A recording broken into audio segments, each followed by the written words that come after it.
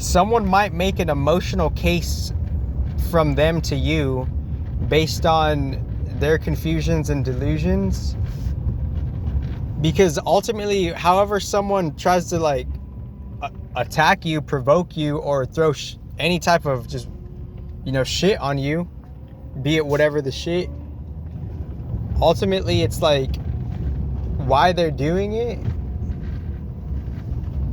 is because of their emotions, and the reason that they couldn't necessarily have the ideal connection that they don't have with themselves and their family for different reasons, deeper reasons, because this is just deep psychology. So within that mix, what's really going on is, you know, people will get mad at you for stupid ass reasons, such as maybe you might protect yourself, you might defend yourself from a bully, but the bully archetype in its own staple archetype of it being how we could be inclined to be provoked to kind of do that within our, like, what we really aren't, you know, something of a not self. This is not who we are at all. And there's a spectrum of that not self. It's going from like ignorance to non-ignorance, and the ignorance could be co-partners with like different types of like illusion, like realms and stuff. Like this is like there's a subtle utilization of the context of a realm, and the context of a realm is everybody is their own realm respectively, but it's shared with different realms, and it's shared with God's deepest realm, but we're most farther away from God's deepest realm because God's everything is in the nothing and everything at the same time, because that's what, like, quote unquote advanced science, like that's what like the Vedantas are pointing to, and the Vedantas are just like a conclusion point. So what a particular type of neutral to non-neutral to a dual narrative that the Vedas are, because the Vedas are a narrative in a different context of it has a high octave of it, and it has like a miscellaneous random irrelevant octave of it or context of it.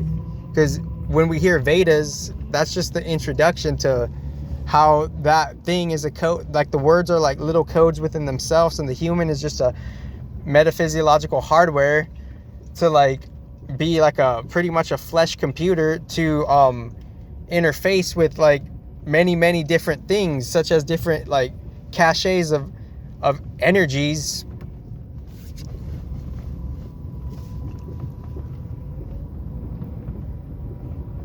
And the cache of energy is not just people, it's thoughts.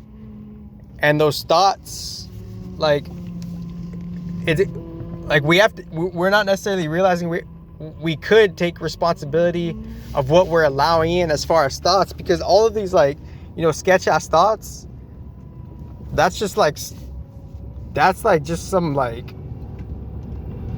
that's like, you know, that doesn't necessarily have to be relevant, you know.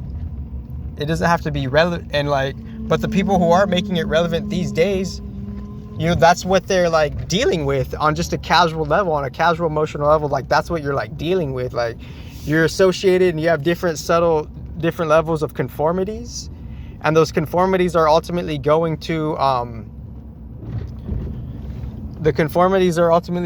like just like anything, you know, casually. And within that, that's like, we don't necessarily know how that's stationary on a metaphysical level, and we don't necessarily know how that's changing on a metaphysical level. And since both of those are happening without the proper harmonic hygiene, more ignorance could fall upon us, and the lack of knowledge or the lack of insight, for better words put, the lack of insight, like, or the lack of like real like original gnosis respectively, ye shall like perish, is like the old adage of what it said, but, or the old, like, you know,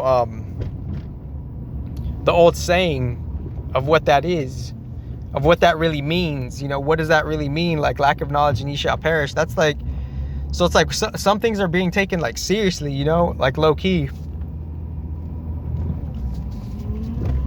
Like too much of something is damaging and people's lives get ruined, and for us to like be in a position where we can learn from other people's mistakes, that's like everything, you know, because people's lives have been ruined, you know.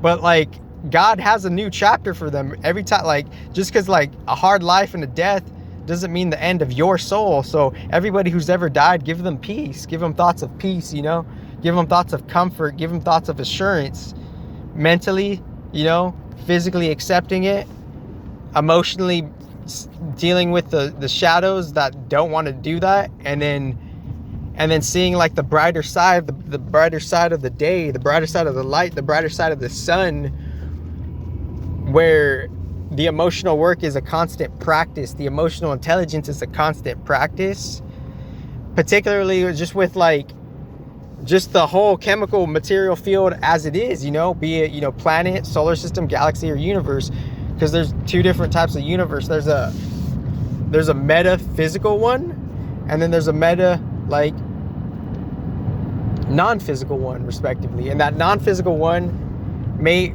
transcend like anything that is a detriment that you could think of, you know, person, place, thing, verb, adjective. Okay, thank you for paving the way, the deep teamwork, the deep balance of the teamwork, because the balance of the teamwork, you know, the founding fathers, they laid shit down for us, you know, even before the founding fathers, and like whatever they were in esoteric contact with, respectively, and maybe whatever they were in contact with, that could be our family, respectively, casually on a different level, but in nuanced ways, though, because what we're trying to really understand is like we don't necessarily know particularly how the human got put together, you know, and that's like an old discussion, because we're already a product of something that's already been complete in one sense.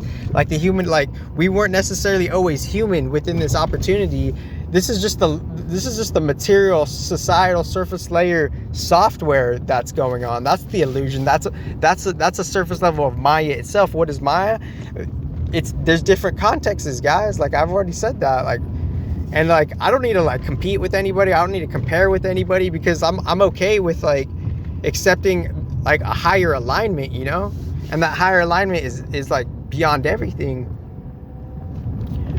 So I mean, appropriately and energetically, you could call this Supreme Vedanta on a casual level, because everything like, does God control the rate of whatever his deep definition of enlightenment is? Because obviously like, there's so many different types of enlightenments, you know, like what is enlightenment? Like within everybody, you know, contributing to whatever a collective enlightenment could be, because the collective enlightenment is way different from the individual enlightenment. And that would just mean like everybody's like woke to source, you know, to source is like how, like, I guess wherever the energy fucking comes from, you know.